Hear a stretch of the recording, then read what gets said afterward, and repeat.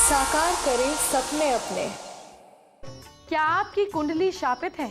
आपको पता भी नहीं होगा और आपकी कुंडली शापित होगी। हो सकता है आपके जीवन में जो दुख हैं उनकी वजह शापित कुंडली हो। आपकी कुंडली में दोष हो सकते हैं, कई तरह के दोष हो सकते हैं। उनसे मुक्ति कैसे मिलेगी, आज इसी पर हम बात करेंगे। आज आपको बताऊंगी मंगल और राहु के दोष के बारे में। ये दोष आपको कैसे नुकसान पहुंचाता है ये भी जानेंगे और बचाव के उपाय भी होंगे। इसी तरह नेगेटिव एनर्जी और पितृदोष की भी बात होगी। आपकी कुंडली से हर शाप को आज मिटाना ही है। सबसे पहले उनकी बात जो बहुत नेगेटिव रहते हैं, बहुत डरते हैं, नेगेटिव एनर्जी से परेशान हैं। आपको पहले बताती हूँ वो लक्षण जिससे पता चलेगा सामने वाला नेगेटिव एनर्जी से परेशान है। ऐसे लोग जब भी मिलेंगे ना, उनके कपड़ों से एक अजीब सी गंध आती है। इनका स्वभाव भी चिड़चिड़ा हो जाता है, आंखें लाल रहती हैं, चेहरा भी लाल दिखाई देता है।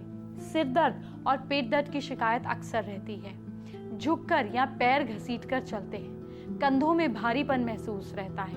कभी कभी पैरों में दर्द की शिकायत भी रहती है। बुरे सपने उनका पीछा नहीं छोड़ते हैं। इनके घर में शांति का वातावरण नहीं होता।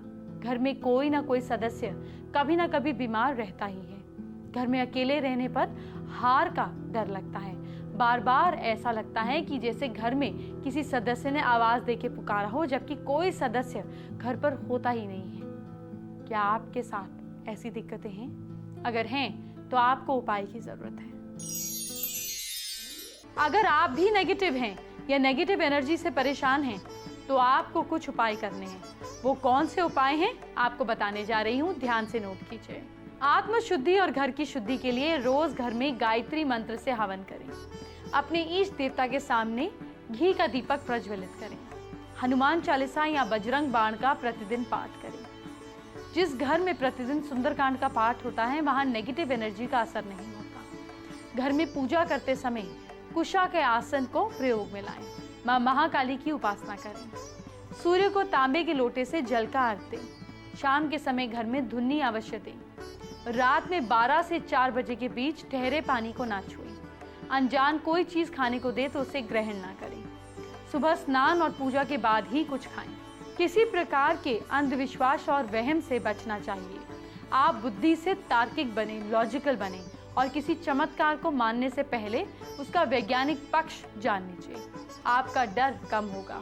किसी आध्यात्मिक गुरु, साधु, संत, फकीर, पंडित आदि का अपमान ना करें। अग्नि और जल का अपमान ना करें। अग्नि को लांघे नहीं, जल को दूषित ना करें। हाथ से छूटा हुआ या जमीन पे गिरा हुआ भोजन ना खाएं। कोई भी वस्तु स्वयं ग्रहण ना करें। ऐसा करेंगे तो नेगेटिव एनर्जी आपको नुकसान नहीं पहुंचा पाएगी। अब जरा उस दोष की बात जिससे होने पर आपकी शादी नहीं होती। मैं मंगल के दोष की बात कर रही हूँ। तो चलिए पहले आपको मंगल के दोष के लक्षण बता देती हूँ, फिर आपको उपाय भी बता दूंगी। शादी में अड़चन आती है। शादी देर से होती है। गृहस्थी में कलेश और दुख बना रहता है। जमीन और संपत्ति के मामलों में उलझन होती है। घर के बड़े बूढ़ों से अनबन होती है। कुसंगति में पड़ने के योग बनते हैं। शादी उपरांत खर्च बढ़ जाते हैं। पारिवारिक संतुलन बिगड़ जाता है। अगर आप मंगल दोष से परेशान हैं तो आपको कुछ उपाय करने हैं। वो कौन से हैं उपाय, आइए जानते हैं। मंगल दोष होने पर लड़की को पूर्व विवाह पीपल के साथ कराया जाता है। इसके साथ शालिग्राम को पूजने से और उसके संकातित विवाह सी रीत भी है। भगवान गणेश की पूजा और मंगल ग्रह का जाप करने से दोष को सरल निवारण का मंत्र भी है। मंत्र है ओम हिम नमो सिद्धाणम। 11,000 बार के जाप से ये मंत्र सिद्ध हो जाता है। इसके लिए पूजन मंदिरों में होता है। मंगल ग्रह का रंग लाल होता है। इस कारण ये लाल किताब में मांगलिक दोष होने पर लाल रंग का रुमाल रखना चाहिए। मांगलिक दोष होने पर वट वृक्ष पर मीठा दूध चढ़ाने के बारे में बताया गया है। इसके अलावा अपने पास चांदी रखने से और चिड़ियों को दाना डालने से, सिर के पास पानी रखकर सोने से, सुबह उठकर वो पानी किसी पेड़ में डालें। पिता के नाम पर दूध का दान दें। पराई स्त्री से संबंध ना बनाएं। पिता और पुत्र का सोना धारण नहीं करना चाहिए। हनुमान पूजा सहायक सिद्ध होती है, चाहे स्त्री हो या पुरुष। लाल सिंदूर रखकर हनुमान जी का व्रत रखें। मांगलिक दोष से पीड़ित हैं तो मन को अशांत ना रखें। मंगल ग्रह लाल रंग की ओर आकर्षक होता है, इसी कारण इसे रक्त पुष्प, रक्त चंदन, लाल कपड़े में लाल मसूर दाल, इन सब चीजों के साथ मिठाई बांधकर प्रवाहित करें।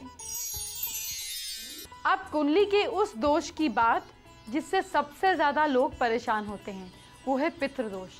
अगर आपको भी पितृदोष है तो सबसे पहले वो लक्षण जानिए जो पितृदोष के होते हैं, फिर आपको पितृदोष को कुंडली से ठीक कैसे करना है इसके उपाय बताए जाएंगे। अगर आप नौकरी कर रहे हैं तो अपने अधिकारियों, अपने सीनियर से परेशान रहेंगे। कारोबार करते हैं तो टैक्स मुकदमे झेलने होंगे, सामान की बर्बादी होगी, मानसिक परेशानी का सामना करना पड़ सकता है, पिता से अच्छा तालमेल नहीं बैठ पाता है, जीवन में किसी इमरजेंसी या दुर्घटना के शिकार होते हैं, जीवन के ज़्यादातर समय पिता बीमार रहते हैं या स्वयं को ऐसी बीमारी होती है जिसका पता नहीं चल पाता, विवाह और शिक्षा में बाधाओं के साथ वैवाहिक जीवन बिल्कुल इनस्टेबल बना रहता है, वंश वृद्धि में दिक्कत होती है, काफ़ी कोशिश के बाद भी पुत्र पुत्री का सुख नहीं होगा, गर्भपात की स्थिति पैदा होती है, कॉन्फिडेंस में कमी रहती है, खुद फैसले लेने में परेशानी होती है, लोगों से अधिक सलाह लेनी पड़ती है, एग्जाम और इंटरव्यू में असफलता मिलती है। अब आपको अगर ये दिक्कतें हैं तो आपको उपाय करना है, वो क्या है जानिए।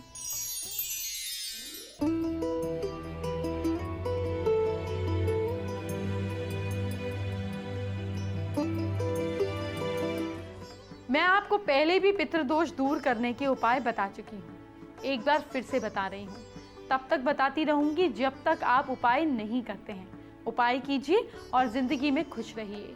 शुक्ल पक्ष के पहले रविवार के दिन घर में विधि विधान से सूर्य यंत्र की स्थापना करें। सूर्य को नित्य तांबे के पात्र में जल डालकर अर्घ दें। जल में कोई लाल फूल, चावल या रौली जरूर मिला लें। जब घर से बाहर जाएं तो यंत्र दर्शन जरूर करें। आपको एक मंत्र की माला का डेली जाप करना है। ध्यान रहे आपका चेहरा इस दिशा में हो। ओम आदित्याय विद्महे प्रभाकराय धीमहि तन्नो सूर्य प्रचोदयात्। ज्येष्ठ शुक्ल पक्ष के प्रथम संडे के दिन आपको शुरू करके कम से कम 12 से ज़्यादा 30 संडे तक व्रत रखना है। सूर्यास्त के बाद गेहूं, गुड़, घी आदि से बनी कोई सामग्री खा लें और व्रत को पूरा करें। व्रत के दिन सूर्य स्तोत्र का पाठ भी कर सकते हैं। सोने या तांबे में 5 रत्ती के ऊपर माणिक रविवार के दिन विधि विधान से धारण कर लें। 5 मुखी रुद्राक्ष धारण करें और नित्य 12 ज्योतिर्लिंगों के नामों का स्मरण करें। पिता का अपमान बिल्कुल ना करें, बड़े बुजुर्गों को सम्मान दें। संडे के दिन गाय को गेहूं और गुड़ खिलाएं। अपने घर से बाहर जाते समय गुड़ खा कर निकला जाए। दूध में शहद मिलाकर पिया करें। हमेशा लाल रंग का रुमाल अपने पास जरूर रखें। एक बात आप भी दर्शकों को बार बार कहती हूँ कि अगर किसी बीमारी की वजह नहीं है, कोई लक्षण है, तो डॉक्टर को ज़रूर दिखाएं, इलाज कराएं। उस समय कहीं कोई केयरलेसनेस ना बरतें। साथ में उपाय कीजिए, लेकिन इलाज सबसे ज़रूरी है। आप तब तक ही खुश हैं जब तक आपकी ज़िंदगी पर राहु की नज़र नहीं पड़ी। राहु की नज़र पड़ते ही आपकी ज़िंदगी में दिक्कतें शुरू हो जाती हैं। तो चलिए अब आपको बताती हूँ जैसे राहु आपकी ज़िंदगी पर बुरा असर डालेंगे उसके लक्षण क्या होंगे।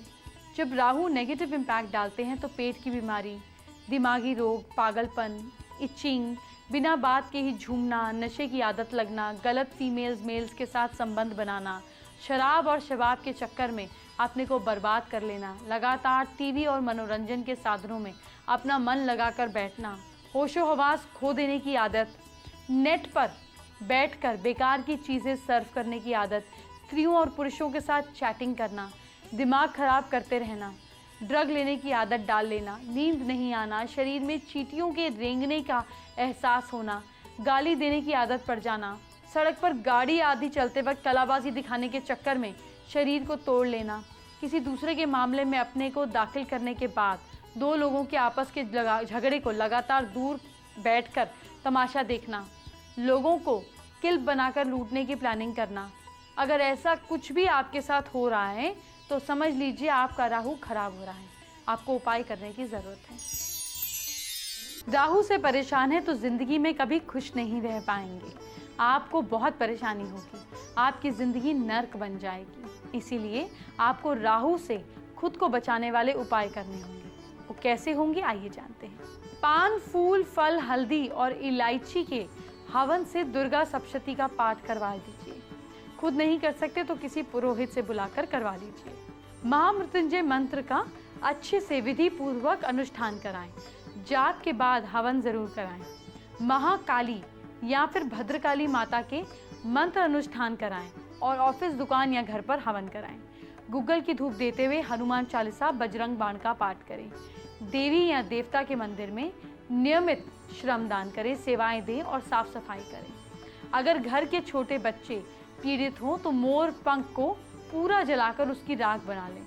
उस राख से बच्चे को नियमित रूप से तिलक लगाएं और थोड़ी सी राख चटा दें। अब आपको कुछ ऐसे उपाय बताती हूँ जो सिर्फ महिलाओं को ही करने हैं। अगर घर में किसी को भी राहु के लक्षण दिख रहे हैं तो घर की महिलाएं उपाय करें। 1.25 पाव मेहंदी के 3 पैकेट लगभग 100 ग्राम प्रति पैकेट के बनाएं।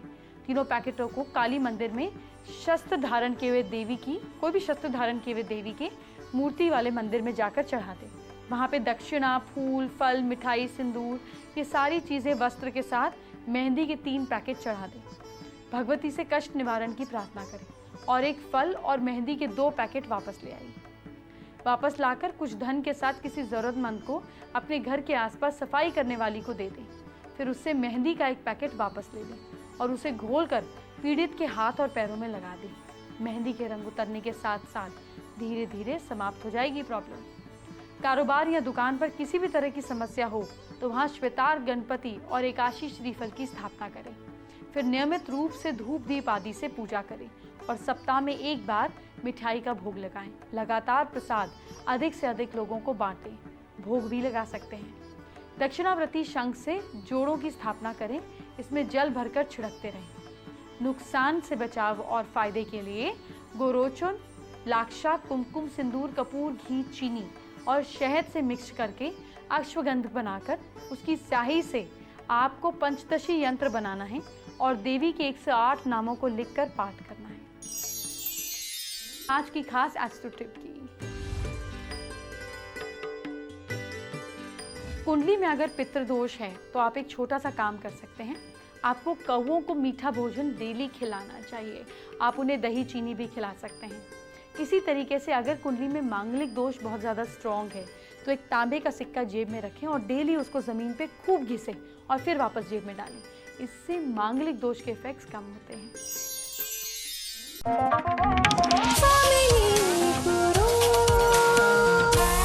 साकार करें सपने अपने।